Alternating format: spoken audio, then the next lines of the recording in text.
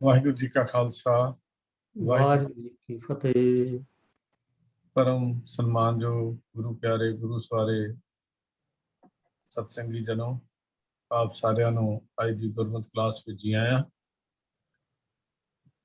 ਹਰ ਸੋਮਵਾਰ ਦੀ ਤਰ੍ਹਾਂ ਅੱਜ ਵੀ ਸਾਡਾ ਇਸ ਸੈਸ਼ਨ ਦਾ ਵਿਸ਼ਾ ਸਵਾਲ ਜਵਾਬ ਹੈ।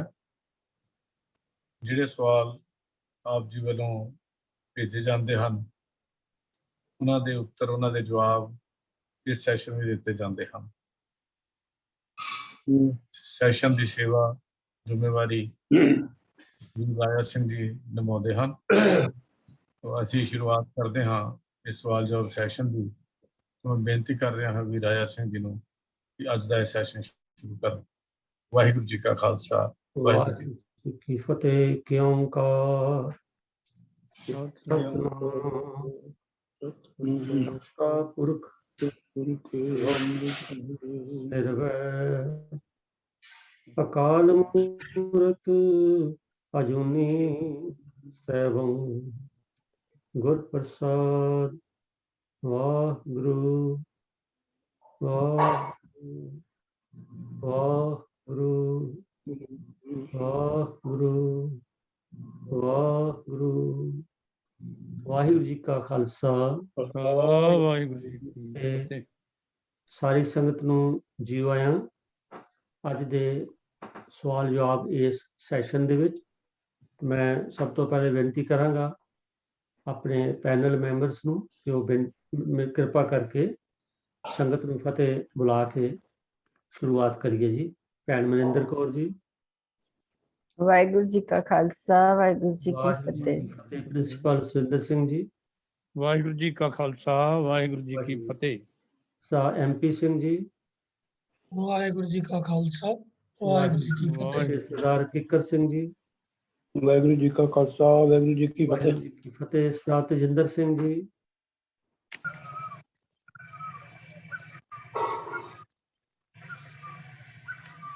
ਹਾਂਜੀ, ਸਰਦਾਰ ਤੇਜਿੰਦਰ ਸਿੰਘ ਜੀ।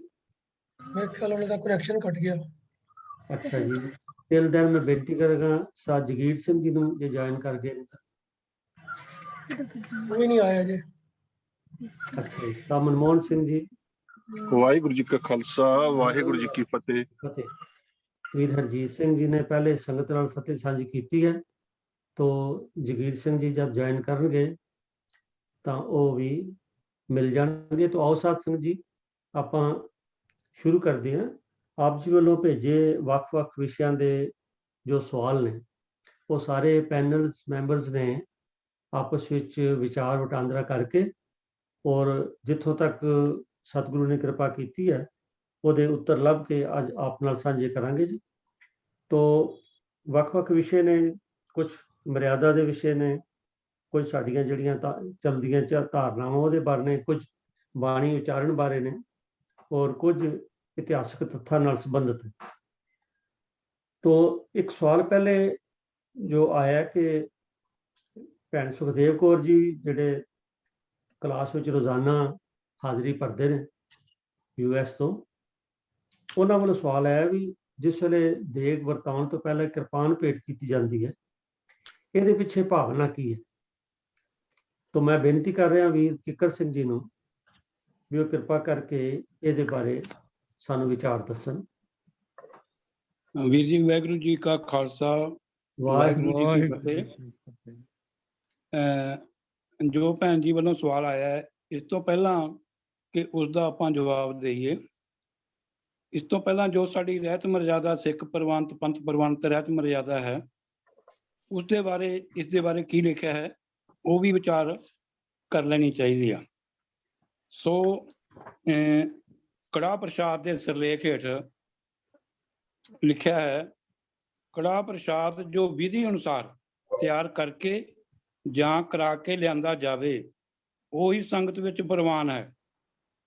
ਭਾਵੇਂ ਦੇ ਵਿੱਚ ਦੋ ਗੱਲਾਂ ਜ਼ਰੂਰੀ ਹੈ, ਜੋ ਵਿਧੀ ਅਨੁਸਾਰ ਤਿਆਰ ਕਰਕੇ ਜਾਂ ਕਰਾ ਕੇ ਲਿਆਂਦਾ ਜਾਵੇ। ਕੜਾਹ ਪ੍ਰਸ਼ਾਦ ਤਿਆਰ ਕਰਨ ਦੀ ਵਿਧੀ ਇਹ ਹੈ ਕਿ ਸਾਫ਼ ਭਾਂਡੇ 'ਚ ਆਟਾ, ਉੱਤੋਂ ਮਿੱਠਾ ਤੇ ਘੀ ਇੱਕੋ ਜਿਹੇ ਪਾ ਕੇ ਗੁਰਬਾਣੀ ਦਾ ਪਾਠ ਕਰਦੇ ਹੋਏ ਜਿਹੜਾ ਕੜਾਹ ਪ੍ਰਸ਼ਾਦ ਤਿਆਰ ਕੀਤਾ ਜਾਵੇ, ਦੇਗ ਤਿਆਰ ਕੀਤੀ ਜਾਵੇ। ਦੇਗ ਤਿਆਰ ਕਰਦੇ ਸਮੇਂ ਗੱਲਾਂ ਬਿਲਕੁਲ ਨਹੀਂ ਕਰਨੀਆਂ। ਜਦੋਂ ਦੇਗ ਤਿਆਰ ਹੋ ਜਾਵੇ ਤਾਂ ਉਹਨੂੰ ਸਾਫ਼ ਬਰਤਨ ਵਿੱਚ ਪਾ ਕੇ ਉੱਪਰੋਂ ਕੱਪੜੇ ਨਾਲ ਢੱਕ ਕੇ ਸ੍ਰੀ ਗੁਰੂ ਗ੍ਰੰਥ ਸਾਹਿਬ ਜੀ ਦੀ ਹਜ਼ੂਰੀ ਵਿੱਚ ਸਾਫ਼ ਚੌਂਕੀ ਉੱਪਰ ਰੱਖਿਆ ਜਾਵੇ। ਸ੍ਰੀ ਗੁਰੂ ਗ੍ਰੰਥ ਸਾਹਿਬ ਜੀ ਦੇ ਹਜ਼ੂਰ ਸੰਗਤ ਨੂੰ ਉੱਚੀ ਆਵਾਜ਼ 'ਚ ਸੁਣਾ ਕੇ ਆਨੰਦ ਸਾਹਿਬ ਦੀਆਂ ਪਹਿਲੀਆਂ 5 ਪੌੜੀਆਂ ਤੇ ਅੰਤਲੀ 1 ਪੌੜੀ ਦਾ ਪਾਠ ਕੀਤਾ ਜਾਵੇ। ਉਪਰੰਤ ਅਰਦਾਸਾ ਸੋਧਿਆ ਜਾਵੇ ਤੇ ਪ੍ਰਵਾਨਗੀ ਲਈ ਕਿਰਪਾਨ ਭੇਟ ਹੋਵੇ। ਲੇਕਿਨ ਅੱਜ ਜੋ ਮਰਜ਼ਾਦਾ ਹੈ ਉਹ ਹੁਕਮਨਾਮਾ ਲੈਣ ਤੋਂ ਬਾਅਦ ਜਿਹੜੀ ਸ੍ਰੀ ਸਾਹਿਬ ਭੇਟ ਕੀਤੀ ਜਾਂਦੀ ਹੈ, ਜਿਹੜਾ ਕਿ ਬਹੁਤ ਹੀ ਇੱਕ ਉੱਤਮ ਕੰਮ ਹੈ, ਕਿਉਂਕਿ ਕਈ ਵਾਰੀ ਵਿੱਚ ਵਿਚਾਲੇ ਕਿਰਪਾਨ ਭੇਟ ਕਰਨ ਨਾਲ ਜਿਹੜੀ ਸੰਗਤ ਦੀ ਥੋੜਾ ਧਿਆਨ ਹੁੰਦਾ ਹੈ ਉਹ ਭੰਗ ਹੋ ਜਾਂਦਾ ਹੈ। ਸੋ ਹੁਕਮਨਾਮੇ ਉਪਰੰਤ ਹੀ ਸ੍ਰੀ ਸਾਹਿਬ ਭੇਟ ਕਰਨੀ ਚਾਹੀਦੀ ਹੈ, ਜਿਵੇਂ ਕਿ ਅੱਜ ਕੱਲ੍ਹ ਬਹੁਤ ਗੁਰਦੁਆਰਿਆਂ 'ਚ ਹੋ ਵੀ ਰਿਹਾ। ਇਹਦੇ ਉਪਰੰਤ ਸੰਗਤ ਨੂੰ ਵਰਤਾਉਣ ਤੋਂ ਪਹਿਲਾਂ ਕੜਾਹ ਪ੍ਰਸ਼ਾਦ ਵਿੱਚੋਂ ਪੰਜ ਪਿਆਰਿਆਂ ਦਾ ਗੱਪਾ ਕੱਢ ਕੇ ਵਰਤਾਇਆ ਜਾਵੇ। ਉਪਰੰਤ ਸੰਗਤ ਵਿੱਚ ਵਰਤਾਉਣ ਲੱਗਿਆਂ ਪਹਿਲਾਂ ਤਾਬਿਆ ਬੈਠੇ ਸਿੰਘਾਂ ਨੂੰ ਕਟੋਰੇ ਜਾਂ ਕੌਲ ਵਿੱਚ ਪਾ ਕੇ ਦੇ ਦੇਵੋ ਤੇ ਫਿਰ ਬਾਕੀ ਸੰਗਤ ਨੂੰ ਵਰਤਾਇਆ ਜਾਵੇ। ਕਿਸੇ ਲਿਹਾਜ਼ ਜਾਂ ਘਿਰਨਾ ਕਰਕੇ ਵਿਤਕਰਾ ਨਾ ਕੀਤਾ ਜਾਵੇ। ਸਭ ਸਿੱਖ, ਗੈਰ ਸਿੱਖ, ਊਚ ਨੀਚ ਜਾਤ ਵਾਲੇ ਨੂੰ ਇੱਕੋ ਜਿਹਾ ਵਰਤਾਇਆ ਜਾਵੇ। ਕੜਾਹ ਪ੍ਰਸ਼ਾਦ ਵਰਤਾਉਣ ਵੇਲੇ ਸੰਗਤ ਵਿੱਚ ਬੈਠੇ ਕਿਸੇ ਮਨੁੱਖ ਤੋਂ ਜਾਤ ਪਾਤ, ਛੂਤ ਛਾਤ ਦਾ ਖਿਆਲ ਨਹੀਂ ਕਰਨਾ ਅਤੇ ਨਾ ਹੀ ਘਿਰਨਾ ਕਰਨੀ ਚਾਹੀਦੀ ਹੈ। ਕੜਾਹ ਪ੍ਰਸ਼ਾਦ ਭੇਟਾ ਕਰਨ ਵੇਲੇ ਭਾਵ ਅਰਦਾਸ ਕਰਨ ਵੇਲੇ ਘੱਟੋ ਘੱਟ 1 ਟਕਾ, ਜੋ ਕਿ ਪੁਰਾਣੇ ਸਮਿਆਂ ਵਿੱਚ 2 ਪੈਸੇ ਦਾ ਹੁੰਦਾ ਸੀ, ਉਹ ਲਿਖਿਆ ਹੈ ਅਰਦਾਸ ਉਹ ਹੀ ਨਾਲ ਭੇਟਾ ਹੋਵੇ। ਅੱਜ ਕੱਲ੍ਹ ਆਪਾਂ 1 ਰੁਪਈਆ, 5, 10 ਰੁਪਈਏ ਜਾਂ ਵੱਧ ਵੀ ਆਪਣੀ ਸਮਰੱਥਾ ਅਨੁਸਾਰ ਕਰ ਸਕਦੇ ਹਾਂ। ਸੋ ਇਹ ਸਾਡੀ ਰਹਿਤ ਮਰਿਆਦਾ ਦੇ ਵਿੱਚ ਵਿਸ਼ੇਸ਼ ਕਰਕੇ ਲਿਖਿਆ ਹੋਇਆ। ਲੇਕਿਨ ਜੋ ਭੈਣ ਦਾ ਸਵਾਲ ਹੈ ਕਿ ਇਹਦੇ ਵਿੱਚ ਸ੍ਰੀ ਸਾਹਿਬ ਕਿਉਂ ਭੇਟ ਕੀਤੀ ਜਾਂਦੀ ਆ, ਹੁਣ ਆਪਾਂ ਥੋੜਾ ਜਿਹਾ ਉਹਦੇ ਬਾਰੇ ਵੀ ਵਿਸਤਾਰ ਕਰਦੇ ਹਾਂ। ਸੋ ਇੱਕ ਨੁਕਤਾ ਤਾਂ ਆਪਾਂ ਨੂੰ ਸਪਸ਼ਟ ਹੋ ਗਿਆ ਕਿ ਕੜਾਹ ਪ੍ਰਸ਼ਾਦ ਵਿੱਚ ਸ੍ਰੀ ਸਾਹਿਬ ਕਿਉਂ ਭੇਟ ਕੀਤੀ ਜਾਂਦੀ ਹੈ, ਕਿਉਂਕਿ ਇਹ ਰਹਿਤ ਮਰਿਆਦਾ ਵਿੱਚ ਦਰਜ ਹੈ ਅਤੇ ਹਰ ਇੱਕ ਗੁਰਸਿੱਖ ਦਾ ਫਰਜ਼ ਬਣਦਾ ਹੈ ਕਿ ਉਹ ਇਸ ਦਾ ਪਾਲਣ ਕਰੇ ਅਤੇ ਗੁਰੂ ਸਾਹਿਬਾਨ ਦੀਆਂ ਖੁਸ਼ੀਆਂ ਪ੍ਰਾਪਤ ਕਰੇ। ਦੂਜਾ ਕਾਰਨ ਮੈਂ ਜੋ ਸਮਝਦਾ ਇਹ ਹੈ ਕਿ ਖਾਲਸਾ ਪੰਥ ਦਾ ਜੈਕਾਰਾ ਹੈ ਦੇਗ ਤੇਗ ਫਤਿਹ। ਭਾਈ ਕਾਹਨ ਸਿੰਘ ਜੀ ਨਾਭਾ ਆਪਣੇ ਮਹਾਨ ਕੋਸ਼ ਵਿੱਚ ਦੇਗ ਤੇਗ ਫਤਿਹ ਦੇ ਸਿਰਲੇਖ ਹੇਠ ਲਿਖਦੇ ਹਨ ਕਿ ਇਹ ਖਾਲਸੇ ਦਾ ਆਸ਼ੀਰਵਾਦ ਹੈ, ਜਿਸ ਦਾ ਭਾਵ ਹੈ ਦੇਗ ਵੀ ਚੱਲੇ ਅਤੇ ਤੇਗ ਵੀ ਚੱਲੇ, ਭਾਵ ਲੰਗਰ ਚੱਲਦਾ ਰਹੇ, ਜਿੱਥੋਂ ਕੋਈ ਲੋੜਵੰਦ, ਗਰੀਬ, ਭੁੱਖਾ ਵਿਅਕਤੀ ਆਪਣੀ ਪੇਟ ਦੀ ਭੁੱਖ ਮਿਟਾ ਸਕੇ। ਸੰਖੇਪ ਵਿੱਚ ਅਸੀਂ ਕਹਿ ਸਕਦੇ ਹਾਂ ਕਿ ਗਰੀਬ ਅਤੇ ਬਿਮਾਰ ਲੋਕਾਂ ਦੀ ਸਾਂਭ ਸੰਭਾਲ ਕਰਨੀ ਵੀ ਸਿੱਖ ਧਰਮ ਦਾ ਇੱਕ ਜ਼ਰੂਰੀ ਅੰਗ ਹੈ। ਸ਼੍ਰੀ ਸਾਹਿਬ ਇਸ ਕਰਕੇ ਜ਼ਰੂਰੀ ਹੈ, ਜਿਸ ਨੂੰ ਅਸੀਂ ਕਿਰਪਾਨ ਜਾਂ ਤਲਵਾਰ ਵੀ ਕਹਿ ਦਿੰਦੇ ਹਾਂ, ਕਈ ਨਾਮ ਹੈ ਇਹਦੇ। ਇਸ ਕਰਕੇ ਵੀ ਜ਼ਰੂਰੀ ਹੈ ਕਿ ਧਰਮ ਅਤੇ ਗਰੀਬਾਂ ਦੀ ਰੱਖਿਆ ਲਈ ਖਾਲਸਾ ਆਪਣੇ ਹੱਥ ਵਿੱਚ ਕਿਰਪਾਨ ਵੀ ਚੁੱਕ ਸਕਦਾ ਹੈ ਅਤੇ ਇਸ ਨੂੰ ਸਿੱਖ ਧਰਮ ਦਾ ਇੱਕ ਜ਼ਰੂਰੀ ਅੰਗ ਗੁਰੂ ਸਾਹਿਬ ਵੱਲੋਂ ਬਣਾ ਦਿੱਤਾ ਗਿਆ ਹੈ। ਇਸ ਕਰਕੇ ਦੇਗ ਅਤੇ ਤੇਗ ਦਾ ਖਾਲਸਾ ਪੰਥ ਨਾਲ ਗੂੜਾ ਸੰਬੰਧ ਹੈ। ਦੇਗ ਤੇਗ ਜਗ ਮੈਂ ਦਊ ਚਲੈ, ਰਾਖ ਆਪ ਮੋਹੇ ਔਰ ਨਾ ਦਲੇ। ਸੋ ਇਤਿਹਾਸਕ ਪੱਖ ਵੀ ਇਹ ਦਰਸਾਉਂਦਾ ਹੈ ਕਿ ਖਾਲਸਾ ਪੰਥ ਨੇ ਅੰਮ੍ਰਿਤਸਰ ਵਿੱਚ ਇੱਕ ਸਿੱਕਾ ਜਾਰੀ ਕੀਤਾ ਸੀ ਅਤੇ ਉਸ ਸਿੱਕੇ ਨੂੰ ਮਹਾਰਾਜਾ ਰਣਜੀਤ ਸਿੰਘ ਨੇ ਵੀ ਆਪਣੇ ਰਾਜ ਦੌਰਾਨ ਜਾਰੀ ਰੱਖਿਆ ਸੀ ਅਤੇ ਉਸ ਸਿੱਕੇ ਉੱਤੇ ਜੋ ਇਬਾਰਤ ਲਿਖੀ ਗਈ ਸੀ ਉਹ ਇਹ ਸੀ, ਦੇਗੋ ਤੇਗੋ ਫਤਿਹ ਨੁਸਰਤ ਬੇਦਰੰਗ ਯਾਫਤਾ ਬਿਨ ਨਾਨਕ ਗੁਰੂ ਗੋਬਿੰਦ ਸਿੰਘ। ਸੋ ਇਤਿਹਾਸਕ ਹਵਾਲਿਆਂ ਤੋਂ ਵੀ ਸਾਨੂੰ ਪਤਾ ਲੱਗਦਾ ਹੈ ਕਿ ਸਿੱਖ ਦਾ ਦੇਗ ਅਤੇ ਤੇਗ ਨਾਲ ਬਹੁਤ ਨੇੜਲਾ ਸੰਬੰਧ ਹੈ। ਸੋ ਮੈਂ ਸਮਝਦਾ ਵੀ ਇਹਨਾਂ ਤੱਥਾਂ ਨੂੰ ਧਿਆਨ ਵਿੱਚ ਰੱਖਦੇ ਹੋਏ ਪੰਥਕ ਸੋਚ ਵਾਲੇ ਵਿਦਵਾਨਾਂ ਨੇ ਸਿੱਖ ਰਹਿਤ ਮਰਿਆਦਾ ਬਣਾਉਣ ਵੇਲੇ ਇਹ ਜ਼ਰੂਰੀ ਤੌਰ ਤੇ ਦਰਜ ਕਰ ਦਿੱਤਾ ਕਿ ਕੜਾਹ ਪ੍ਰਸ਼ਾਦ ਵਰਤਾਉਣ ਤੋਂ ਪਹਿਲਾਂ ਗੁਰੂ ਸਾਹਿਬ ਤੋਂ ਆਗਿਆ ਲੈ ਕੇ ਸ੍ਰੀ ਸਾਹਿਬ ਭੇਟ ਕਰਨੀ ਅਤ ਜ਼ਰੂਰੀ ਹੈ ਅਤੇ ਮੈਂ ਸਮਝਦਾ ਹਾਂ ਕਿ ਸਾਨੂੰ ਇਸ ਤੇ ਕੋਈ ਸ਼ੰਕਾ ਵੀ ਨਹੀਂ ਕਰਨੀ ਚਾਹੀਦੀ। ਭੁੱਲ ਚੁੱਕ ਲਈ ਖਿਮਾ ਦਾ ਜਾਚਕ ਹਾਂ ਜੀ। ਵਾਹਿਗੁਰੂ ਜੀ ਕਾ ਖਾਲਸਾ, ਵਾਹਿਗੁਰੂ ਜੀ ਕੀ ਫਤਿਹ। ਫਤਿਹ। ਧੰਨਵਾਦ ਵੀਰ ਜਗੀਰ ਸਿੰਘ ਜੀ, ਜਿੱਥੇ ਤੁਸੀਂ ਰਹਿਤ ਮਰਿਆਦਾ ਦਾ ਹਵਾਲਾ ਦੇ ਕਰ ਕੇ ਸਿੰਘ ਜੀ ਨਾਲ ਹੀ ਜਿੱਥੇ ਰਹਿਤ ਮਰਿਆਦਾ ਦਾ ਹਵਾਲਾ ਦਿੱਤਾ, ਤੁਸੀਂ ਨਾਲ ਹੀ ਇਹਦੇ ਇਤਿਹਾਸਕ ਬੈਕਗਰਾਉਂਡ, ਇਹਦੀ ਜਿਹੜੀ ਫਿਲਾਸਫੀਕਲ ਯੂਜੇਜ ਹੈ, ਉਹ ਸਾਨੂੰ ਬੜੀ ਖੋਲ ਕੇ ਦੱਸੀ। ਆਪ ਜੀ ਦਾ ਬਹੁਤ ਬਹੁਤ ਧੰਨਵਾਦ ਹੈ। ਸਾਧ ਸੰਗਤ ਜੀ, ਸਿੱਖ ਰਹਿਤ ਮਰਿਆਦਾ ਜਿਹੜੀ ਹੈ ਇੱਕ ਬਹੁਤ ਵਧੀਆ ਵਿਧਾਨ ਹੈ, ਔਰ ਕਿਸੇ ਇੱਕ ਜਾਂ ਦੋ ਸੱਜਣਾਂ ਦਾ ਨਹੀਂ ਬਣਾਇਆ। ਇਹ ਸਮੁੱਚੇ ਸਿੱਖ ਪੰਥ ਦੀਆਂ ਵੱਖ-ਵੱਖ ਜਿਹੜੀਆਂ ਨੁਮਾਇੰਦਾ ਕਰਦੀਆਂ ਜਥੇਬੰਦੀਆਂ ਨੁਮਾਇੰਦਗੀ ਕਰਦੀਆਂ, ਉਹਨਾਂ ਸਾਰਿਆਂ ਨੂੰ ਸਿਰ ਜੋੜ ਕੇ ਔਰ ਬੜਾ ਲੰਬਾ ਸਮਾਂ ਲਾ ਕੇ ਇਹ ਇੱਕ ਬਹੁਤ ਵਧੀਆ ਡਾਕੂਮੈਂਟ ਤਿਆਰ ਕੀਤਾ। ਲੋੜ ਹੈ ਇਸ ਡਾਕੂਮੈਂਟ ਨੂੰ, ਮੈਂ ਤੇ ਹਰ ਵਾਰੀ ਬੇਨਤੀ ਕਰਦਾ ਹੁੰਦਾ ਜਦ ਵੀ ਕੋਈ ਐਸਾ ਸਵਾਲ ਆਉਂਦਾ, ਕਿ ਹਰ ਘਰ ਵਿੱਚ ਸਿੱਖ ਰਹਿਤ ਮਰਿਆਦਾ ਹੋਣੀ ਜ਼ਰੂਰੀ ਹੈ, ਔਰ ਅਸੀਂ ਕੋਈ ਕਾਰਜ ਕਰਨਾ ਉੱਥੋਂ ਪੜ੍ਹੀਏ। ਜੇ ਆਪਾਂ ਸਿੱਖ ਰਹਿਤ ਮਰਿਆਦਾ ਦੇ ਅਨੁਸਾਰ ਸਾਰੇ ਚੱਲਾਂਗੇ ਤੇ ਸਾਰੀ ਸਿੱਖ ਕੌਮ ਇੱਕ ਮੁੱਠ ਹੋ ਸਕਦੀ। ਇਹ ਸਾਨੂੰ ਯੂਨੀਫਾਰਮਿਟੀ ਲਈ ਔਰ ਯੂਨਿਟੀ ਲਈ ਸਿੱਖ ਰਹਿਤ ਮਰਿਆਦਾ ਇੱਕ ਬਹੁਤ ਵਧੀਆ ਮੀਲ ਪੱਥਰ ਹੈ, ਜਿਹੜਾ ਸਾਡੇ ਤੋਂ ਪਹਿਲੇ ਬਜ਼ੁਰਗਾਂ ਨੇ ਬਣਾਇਆ। ਤੋ ਸਾਧ ਸੰਗਤ ਜੀ, ਇਹ ਕੜਾਹ ਪ੍ਰਸ਼ਾਦ ਦੀ ਜਿਸ ਦੇਗ ਦੀ ਗੱਲ ਵੀ ਵੀਰ ਜੀ ਨੇ ਦੱਸੀ ਹੈ, ਮਰਿਆਦਾ ਦੇ ਵਿੱਚ ਮੈਂ ਬੇਨਤੀ ਕੀਤੀ ਹੈ ਕਿ ਇਹ ਹਰ ਚੀਜ਼ ਲਈ ਗਈ ਹੈ ਜਿਹੜੀ ਗੁਰੂ ਗ੍ਰੰਥ ਸਾਹਿਬ ਜੀ ਦੀ ਸਪਿਰਿਟ ਦੇ ਮੁਤਾਬਕ ਹੈ। ਤੁਸੀਂ ਦੇਖੋ, ਇਕੱਠੇ ਇੱਕ ਦੇਗ ਚੋਂ ਜਿਹੜੇ ਸਾਰੇ ਛਕਦੇ ਨੇ, आज बंद हो गई है।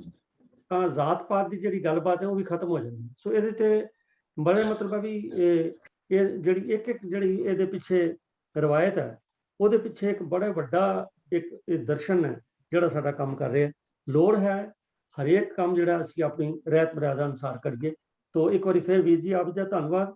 ਔਰ ਮੈਂ ਆਸ ਕਰਦਾ ਸੰਗਤ ਨੂੰ ਵੀ, ਸੰਗਤ ਕੋਲੋਂ ਵੀ, ਵੀ ਇਹ ਜਿਹੜਾ ਸਵਾਲ ਭੈਣ ਸੁਖਦੇਵ ਕੌਰ ਜੀ ਨੇ ਕੀਤਾ, ਇਹ ਬੜਾ ਜ਼ਰੂਰੀ ਸੀ। ਔਰ ਜਿਵੇਂ ਵੀਰ ਜੀ ਨੇ ਦੱਸਿਆ ਕਿ ਕਿਸ ਵੇਲੇ ਕਿਰਪਾਨ ਭੇਟ ਕਰਨੀ ਹੈ, ਇਹ ਵੀ ਗੱਲ ਨੋਟ ਕਰਨ ਵਾਲੀ ਹੈ ਵੀ ਜੋ ਸਾਡੀ ਮਰਿਆਦਾ 'ਚ ਲਿਖਿਆ ਸਾਨੂੰ ਉਹ ਕਰਨਾ ਚਾਹੀਦਾ, ਨਾ ਕਿ ਆਪੋ ਆਪਣੇ ਕਿਸੇ ਸਮਝ ਦੇ ਮੁਤਾਬਕ ਕਰਨਾ ਚਾਹੀਦਾ। ਇੱਕ ਵਾਰੀ ਫੇਰ ਇਸ ਗੱਲ ਤੇ ਜ਼ੋਰ ਦਿੰਦਾ ਹੋਇਆ ਕਿ ਅਗਰ ਅਸੀਂ ਰਹਿਤ ਮਰਿਆਦਾ ਅਨੁਸਾਰ ਸਾਰੇ ਕਰਮ ਕਰਾਂਗੇ ਤਾਂ ਜਿੱਥੇ ਸਾਡੇ 'ਚ ਯੂਨਿਟੀ ਆਏਗੀ, ਉੱਥੇ ਸਾਡੀ ਯੂਨੀਫਾਰਮਿਟੀ ਵੀ ਸਾਡੀ ਕੌਮ 'ਚ ਆਏਗੀ। ਬੜੀ ਜ਼ਰੂਰੀ ਹੈ। ਧੰਨਵਾਦ। ਆਓ ਸਾਧ ਸੰਗਤ ਜੀ, ਅਗਲਾ ਸਵਾਲ ਜਿਹੜਾ ਉਹ ਸਾਡੇ ਕੋਲ ਆਇਆ ਕਿ ਸ਼ਬਦ ਪੜ੍ਹਦੇ ਹਾਂ, ਜਿਸ ਵੇਲੇ ਆਪਾਂ ਖਿਮਾ ਕਰਾਂ ਪਾਠ ਕਰਦੇ ਹਾਂ, ਸਹਿਜ ਪਾਠ ਕਰਦੇ ਹਾਂ, ਤਾਂ ਜਿਸ ਵੇਲੇ ਰਹਾਓ ਆਉਂਦਾ ਅਸੀਂ ਉੱਥੇ ਰਹਾਓ ਲਫ਼ਜ਼ ਉਚਾਰਨ ਕਰਦੇ ਹਾਂ। ਪਰ ਜਿਸ ਵੇਲੇ ਕੀਰਤਨੀ ਸਿੰਘ ਗਾਇਨ ਕਰਦੇ ਨੇ ਸ਼ਬਦ ਨੂੰ, ਤਾਂ ਉਸ ਵੇਲੇ ਆਮ ਤੌਰ ਤੇ ਦੇਖਿਆ ਗਿਆ ਕਿ ਇੱਕ ਅੱਧਾ ਛੱਡ ਕੇ ਤੇ ਤਕਰੀਬਨ ਬਾਕੀ ਸਾਰੇ ਜਿਹੜੇ ਕੀਰਤਨੀ ਸਿੰਘ ਨੇ ਉਹ ਕੀਰਤਨ ਕਰਨ ਲੱਗਿਆ ਰਹਾਓ ਲਫ਼ਜ਼ ਜਿਹੜਾ ਉਹ ਨਹੀਂ ਪੜ੍ਹਦੇ। ਤੇ ਸਾਡੇ ਕੋਲ ਜਿਹੜਾ ਸਵਾਲ ਆਇਆ ਉਹ ਇਹੀ ਹੈ, ਕਿਸੇ ਵੀਰ ਨੇ ਕੀਤਾ ਕਿ ਜੇਕਰ ਗਾਇਨ ਕਰਨ ਲੱਗਿਆ, ਜੇਕਰ ਆਪਾਂ ਪਾਠ ਕਰਨ ਲੱਗਿਆ ਰਹਾਓ ਪੜ੍ਹਦੇ ਆ ਤੇ ਗਾਇਨ ਕਰਨ ਲੱਗਿਆ ਕਿਉਂ ਨਹੀਂ ਪੜ੍ਹਦੇ। ਇਹਦੇ ਲਈ ਅਸੀਂ ਬੇਨਤੀ ਕੀਤੀ ਹੈ ਭੈਣ ਮਨਿੰਦਰ ਕੌਰ ਜੀ ਨੂੰ ਕਿ ਉਹਦੇ ਬਾਰੇ ਸਾਨੂੰ ਚਾਨਣਾ ਪਾਉਣ। ਭੈਣ ਮਨਿੰਦਰ ਕੌਰ ਜੀ। ਵਾਹਿਗੁਰੂ ਜੀ ਕਾ ਖਾਲਸਾ, ਵਾਹਿਗੁਰੂ ਜੀ ਕੀ ਫਤਿਹ। ਅੱਜ ਜਿਸ ਸਵਾਲ ਤੇ ਅਸੀਂ ਗੱਲ ਕਰ ਰਹੇ ਹਾਂ ਉਹ ਹੈ ਕਿ ਸ਼ਬਦ ਪੜਨ ਲੱਗਿਆ ਰਹਾਓ ਦਾ ਉਚਾਰਨ ਹੁੰਦਾ ਹੈ, ਪਰ ਸ਼ਬਦ ਗਾਇਨ ਕਰਨ ਲੱਗਿਆ ਇਸ ਦਾ ਉਚਾਰਨ ਕਿਉਂ ਨਹੀਂ ਹੁੰਦਾ ਹੈ, ਤੇ ਦੋਨੋਂ ਵਿੱਚੋਂ ਕੀ ਸਹੀ ਹੈ। ਤੇ ਸਭ ਤੋਂ ਪਹਿਲਾਂ ਤਾਂ ਇਹ ਗੱਲ ਸ਼ਲਾਘਾਯੋਗ ਹੈ ਕਿ ਅਸੀਂ ਇਸ ਗੱਲ ਤੋਂ ਸੁਚੇਤ ਹਾਂ ਕਿ ਬਾਣੀ ਵਿੱਚ ਤਕਰੀਬਨ ਹਰ ਸ਼ਬਦ ਵਿੱਚ ਰਹਾਓ ਆਉਂਦਾ ਹੈ। ਰਹਾਓ ਦਾ ਅਰਥ ਹੈ ਠਹਿਰਾਓ। ਬਹੁਤ ਸਾਰੇ ਸ਼ਬਦ ਇਸ ਤਰ੍ਹਾਂ ਦੇ ਵੀ ਹਨ ਜਿਨ੍ਹਾਂ ਵਿੱਚ ਇੱਕ ਤੋਂ ਜ਼ਿਆਦਾ ਵਾਰ ਵੀ ਰਹਾਓ ਆਉਂਦਾ ਹੈ, ਤੇ ਕੁਝ ਸ਼ਬਦ ਇਸ ਤਰ੍ਹਾਂ ਵੀ ਹਨ ਜਿਨ੍ਹਾਂ ਵਿੱਚ ਰਹਾਓ ਨਹੀਂ ਹੁੰਦਾ ਹੈ। ਜਿਸ ਸ਼ਬਦ ਵਿੱਚ ਰਹਾਓ ਦੀ ਤੁਕ ਮੌਜੂਦ ਹੋਵੇ ਉਸ ਸ਼ਬਦ ਦਾ ਕੇਂਦਰੀ ਭਾਵ ਮਤਲਬ ਸੈਂਟਰਲ ਆਈਡੀਆ ਹੈ ਉਸ ਤੁਕ ਵਿੱਚ ਹੁੰਦਾ ਹੈ। ਉਸ ਤੁਕ ਨੂੰ ਸਮਝ ਲੈਣ ਨਾਲ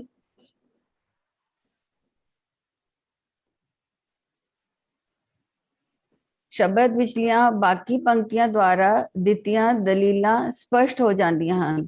ਭਾਵ ਰਹਾਓ ਵਾਲੀ ਪੰਕਤੀ ਤੇ ਰੁਕ ਕੇ ਵਿਚਾਰ ਕਰਨ ਦਾ ਆਦੇਸ਼ ਹੈ ਕਿ ਇਸ ਸ਼ਬਦ ਰਾਹੀਂ ਗੁਰੂ ਜੀ ਜਾਂ ਹੋਰ ਬਾਣੀਕਾਰ ਸਮਝਾਣਾ ਕੀ ਚਾਹ ਰਹੇ ਹਨ।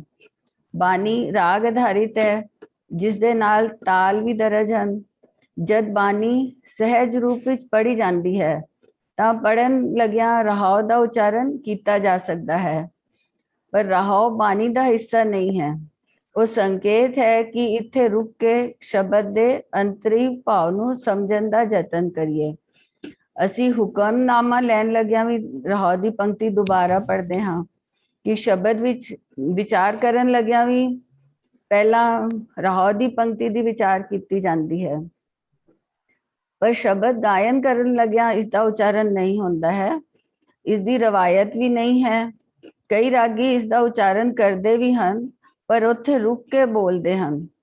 ਹੋਰ ਕਈ ਵਾਰੀ ਕੀ ਹੁੰਦਾ ਹੈ ਕਿ ਰਹਾਉ ਦੀ ਪੰਕਤੀ ਵਿੱਚ ਲਫ਼ਜ਼ ਸ਼ਬਦ ਘੱਟ ਹੁੰਦੇ ਹਨ ਤੇ ਲਾਸਟ ਵਾਲੇ ਵਰਡ ਨੂੰ ਲਮਕਾ ਸਕਦੇ ਹਾਂ, ਤੇ ਉੱਥੇ ਨਾ ਲਮਕਾ ਕੇ ਤੇ ਉੱਥੇ ਰਹਾਉ ਬੋਲ ਦਿੰਦੇ ਹਨ। ਕਿਉਂਕਿ ਜਦੋਂ ਗਾਇਨ ਕੀਤਾ ਜਾਂਦਾ ਹੈ ਤਾਂ ਰਹਾਉ ਵਿੱਚ ਬੋਲਦੇ ਹਾਂ, ਤੇ ਇੱਕ ਤਾਂ ਰਹਾਉ ਬਾਣੀ ਦਾ ਹਿੱਸਾ ਨਹੀਂ ਹੈ। ਇਹ ਜੇ ਰਾਗ ਆਧਾਰਿਤ ਕੀਰਤਨ ਕਰ ਰਹੇ ਹਾਂ ਤੇ ਮਾਤਰਾ ਦਾ ਫਰਕ ਪੈ ਜਾਏਗਾ। ਤੇ ਗੁਰੂ ਸਾਹਿਬ ਜੀ ਨੇ ਕਰ ਲਿਖ ਕੇ ਤਾਲ ਦੀ ਲय ਦੀ ਹਿਦਾਇਤ ਵੀ ਦਿੱਤੀ ਹੈ, ਤੇ ਰਹਾਉ ਦੀ ਪੰਕਤੀ ਨੂੰ ਸਥਾਈ ਬਣਾ ਕੇ ਗਾਇਨ ਕਰਨ ਦੀ ਹਿਦਾਇਤ ਰਹਿਤ ਮਰਿਆਦਾ ਵਿੱਚ ਵੀ ਦਿੱਤੀ ਗਈ ਹੈ, ਤਾਂ ਜੋ ਸ਼ਬਦ ਦਾ ਭਾਵ ਬਣਿਆ ਰਹੇ। ਇਸੇ ਲਈ ਹਰ ਅੰਤਰੇ ਤੋਂ ਬਾਅਦ ਸਥਾਈ ਦਾ ਗਾਇਨ ਕੀਤਾ ਜਾਂਦਾ ਹੈ।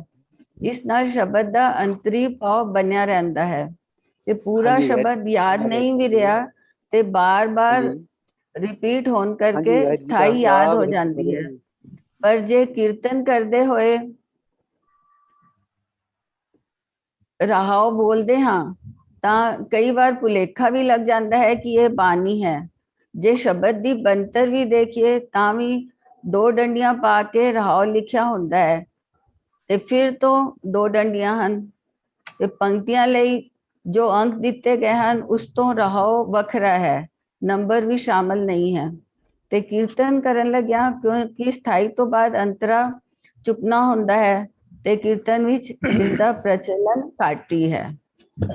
ਫਿਰ ਵੀ ਜਿਹੜੇ ਕਰਦੇ ਹਨ, ਕੋਈ ਰਾਗੀ ਸਿੰਘ ਹਨ ਜਿਹੜੇ ਕੀ ਕਰਦੇ ਹਨ, ਤੇ ਉੱਥੇ ਜਿਸ ਤਰ੍ਹਾਂ ਮੈਂ ਪਹਿਲੇ ਗੱਲ ਕੀਤੀ ਹੈ ਕਿ ਉੱਥੇ ਲਾਸਟ ਵਾਲਾ ਜਿਹੜਾ ਵਰਡ ਹੈ, ਜੇ ਅੱਖਰ ਘੱਟ ਹੋਣ ਔਰ ਮਾਤਰਾ ਬਚ ਰਹੀਆਂ ਨੇ ਤੇ ਫਿਰ ਉੱਥੇ ਉਸਨੂੰ ਲਮਕਾਨ ਦੀ ਬਜਾਏ ਉੱਥੇ ਰਹਾਉ ਪੜ ਦਿੰਦੇ ਹਨ। ਵਾਹਿਗੁਰੂ ਜੀ ਕਾ ਖਾਲਸਾ, ਵਾਹਿਗੁਰੂ ਜੀ ਕੀ ਫਤਿਹ। ਉਹਨੂੰ ਕਹਿੰਦੇ ਸਾਡੇ ਕ੍ਰੈਡਿਟ ਦੇ ਨਾ ਛੱਡ ਦੇ। ਮੈਂ ਕਿਹਾ ਦੁਬਾਰਾ ਸੀ ਉੱਥੇ ਫੋਨ ਲੋਨੇ ਕਿਸੇ ਨੂੰ ਕਾਲ ਕਰ ਤੇ ਤੁਹਾਡੇ ਤੇ ਰਾਜਾ ਸਿੰਘ ਜੀ ਅਨਮਿਊਟ ਕਰ ਲਓ ਪਲੀਜ਼। ਤੁਸੀਂ ਐਂਬੂਲੈਂਸ ਤੇ ਤੋ ਸਾਧ ਸੰਗਤ ਜੀ, ਭੈਣ ਜੀ ਨੇ ਬੜੀ ਡਿਟੇਲ ਵਿੱਚ ਸਾਨੂੰ ਜਿੱਥੇ ਦੱਸਿਆ ਕਿ ਆਪ ਜੀ ਦਾ ਧੰਨਵਾਦ ਹੈ। ਉੱਥੇ ਮੈਂ ਬੇਨਤੀ ਕਰਦੇ ਹਾਂ ਕਿ ਜਿਵੇਂ ਭੈਣ ਜੀ ਨੇ ਦੱਸਿਆ, ਮਰਿਆਦਾ ਇਹੀ ਹੈ ਕਿ ਅਸੀਂ ਹੁਕਮ ਲੈਣ ਲੱਗਿਆਂ ਜਿਹੜੀ ਰਹਾਉ ਦੀ ਤੁਕ ਹੈ ਉਹਨੂੰ 2 ਵਾਰੀ ਪੜ੍ਹੀ, ਤਾਂ ਜੋ ਸ਼ਬਦ ਦਾ ਕੇਂਦਰੀ ਭਾਵ ਸਰੋਤਿਆਂ ਨੂੰ ਪਤਾ ਲੱਗ ਜਾਏ, ਸੰਗਤ ਨੂੰ ਪਤਾ ਲੱਗ ਜਾਏ। ਪਰ ਦੇਖਣ ਚ ਆਇਆ ਕਿ ਬਹੁਤੀਆਂ ਥਾਵਾਂ ਤੇ ਔਰ ਈਵਨ ਸਾਡੇ ਜਿਹੜੇ ਇਤਿਹਾਸਕ ਸਥਾਨ ਨੇ ਉਹਨਾਂ ਤੇ ਉੱਥੇ ਵੀ ਜਿਸਲੇ ਹੁਕਮ ਲਿਆ ਜਾਂਦਾ ਤਾਂ ਪਹਿਲੀਆਂ ਜਿਹੜੀਆਂ ਤੁਕਾਂ ਨੇ, ਚਾਹੇ ਰਹਾਉ ਦੀਆਂ ਹਨ ਜਾਂ ਨਹੀਂ, ਉਹਨਾਂ ਨੂੰ 2 ਵਾਰੀ ਪੜ੍ਹਿਆ ਜਾਂਦਾ, ਤੇ ਰਹਾਉ ਦੀ ਤੁਕ ਨੂੰ 2 ਵਾਰੀ ਬਹੁਤ ਘੱਟ ਥਾਂ ਤੇ ਪੜ੍ਹਿਆ ਜਾਂਦਾ।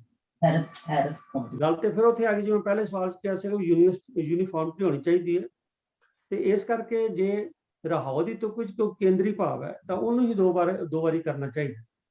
ਪਰ ਕਈ ਵਾਰੀ ਐਸਾ ਹੁੰਦਾ ਕਿ ਕਈ ਇਹੋ ਜਿਹੀਆਂ ਪ੍ਰੈਕਟਿਸ ਚੱਲ ਪੈਂਦੀਆਂ ਨੇ, ਅਸੀਂ ਫਿਰ ਉਹਨੂੰ ਹੀ ਫੋਲੋ ਕਰਦੇ ਹਾਂ ਬਜਾਏ ਉਹਦੇ ਕਿ ਉਹਦੇ ਪਿੱਛੇ ਉਹਦੀ ਕੋਈ ਜਿਹੜੀ ਬੈਕਗਰਾਉਂਡ ਹੈ ਉਹ ਦੇਖਣ ਦੇ। ਮੈਨੂੰ ਯਾਦ ਹੈ ਕਿ ਕਾਫੀ ਸਮਾਂ ਪਹਿਲਾਂ ਵੀਰ ਹਰਜੀਤ ਸਿੰਘ ਜੀ ਕਨਫਰਮ ਕਰਨਗੇ, ਜਦ ਵੇਦਾਂਤੀ ਸਾਹਿਬ ਅਕਾਲ ਤਖਤ ਸਾਹਿਬ ਦੇ ਜਥੇਦਾਰ ਸਨ ਤਾਂ ਸਾਡੇ ਕਾਲਜ ਵੱਲੋਂ, ਸਿੱਖ ਹਿਸਟਰੀ ਕਾਲਜ ਵੱਲੋਂ ਇਹ ਉਹਨਾਂ ਨੂੰ ਬੇਨਤੀ ਵੀ ਕੀਤੀ ਗਈ ਸੀ ਕਿ ਜਿਹੜੀ ਰਹਾਉ ਦੀ ਤੁਕ ਹੈ ਉਹ 2 ਵਾਰੀ ਹੁਕਮ 'ਚ ਪੜ੍ਹਨੀ ਹੁੰਦੀ ਹੈ, ਪਰ ਈਵਨ ਦਰਬਾਰ ਸਾਹਿਬ ਵੀ ਪਹਿਲੀਆਂ 2 ਤੁਕਾਂ ਪੜ੍ਹੀਆਂ ਜਾਂਦੀਆਂ। ਤਾਂ ਉਹਨਾਂ ਨੇ ਕਿਹਾ ਸੀ ਬਿਲਕੁਲ ਤੁਸੀਂ ਜੋ ਕਹਿੰਦੇ ਹੋ ਠੀਕ ਹੈ, ਪਰ ਕਿਉਂਕਿ ਪ੍ਰੈਕਟਿਸ ਚੱਲ ਪਈ ਹੈ ਤੇ ਨਾਲ ਸ਼ਾਇਦ ਉਹਨਾਂ ਨੇ ਕਿਹਾ ਸੀ ਠੀਕ ਹੈ, ਤੁਸੀਂ ਇਸ ਤਰ੍ਹਾਂ ਜਾਗਰੂਕ ਸੰਗਤਾਂ ਨੂੰ ਕਰਦੇ।